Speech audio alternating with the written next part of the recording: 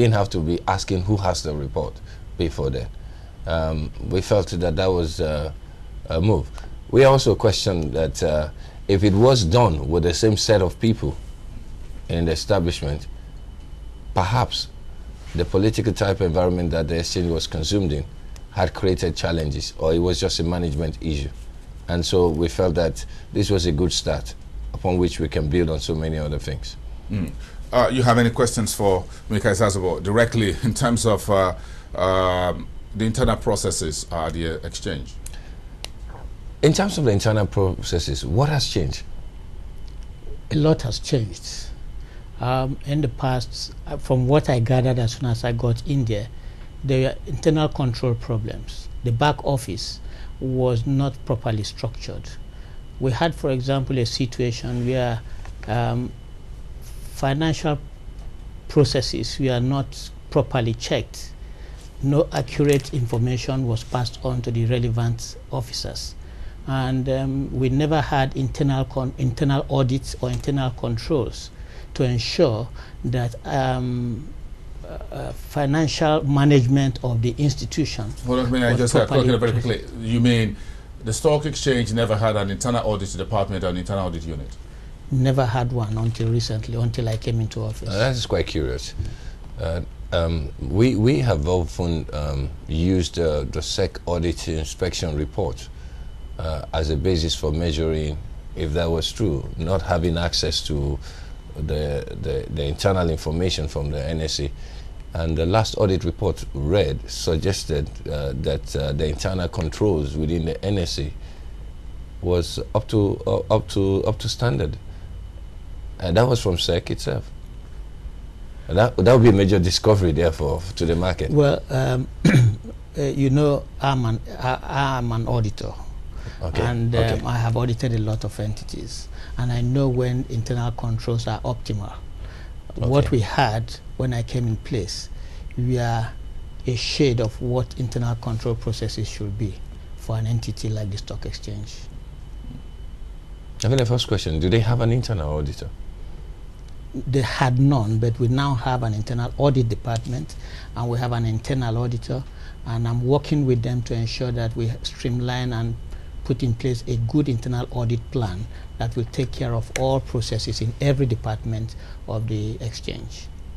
There's this argument that there's only one of such institution called the Nigerian Stock Exchange. Not only is it a not-for-profit, limited by guarantee, and as such that it is unique. To the extent that it is unique, it does not absolve it of the fact of not having internal controls, as all organizations should. What else is unique about the Nigerian Stock Exchange compared to other organizations? Well, like you rightly said, the internal exchange control is unique. It's an entity of its own in market space as it is. And therefore, you expect that the controls or processes should also be unique to the exchange control. But however, when it comes to financial management, there is no specific controls or financial management that should be specific to an entity. Financial management and control are universal, and you have global standards of what you expect in a financial institution. And I think that was not really there, and that is what we are fixing and making sure that going into the future, if those controls as we are now established are kept, are sustained, there will be no such things like we now discovered after we came into office. Let's now move on, talk about the internal restructuring, not just in terms of processes, but because of the human element, the most important element of whatever reform or whatever agenda has been carried out. A number of staff were laid off.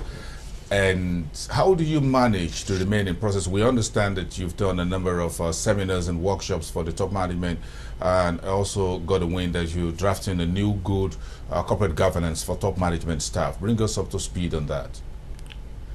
Well, what we've tried to do is, in the first place, we had, like you said, we had retreats for top management. And the purpose of that retreat is to change the culture. We needed to do a culture change within the organization, and at the end of it all, I must say they were all quite happy What culture did you meet on ground on the 5th of August? The culture of free, laissez-faire attitude, and a culture of non-control of cash management.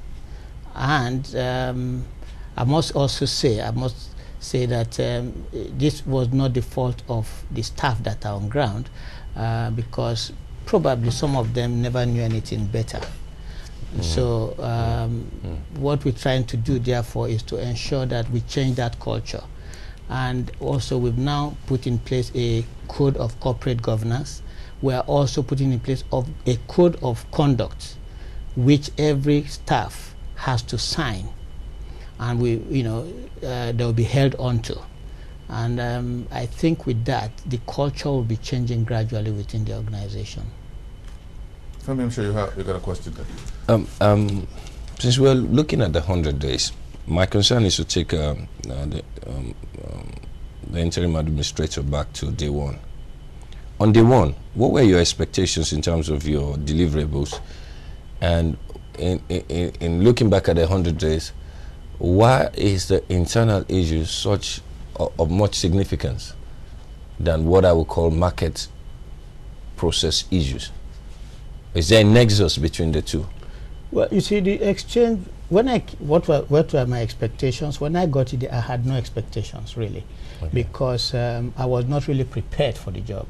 Okay. I was informed a few days before that they needed me to come and help fix the exchange. There are allegations and counter-allegations, and all these we are directed towards financial mismanagement and things. So when I went in, the first thing was to look at what are the controls in place. Why should there be a financial mismanagement? Okay. So so those controls are what I was looking at. And if you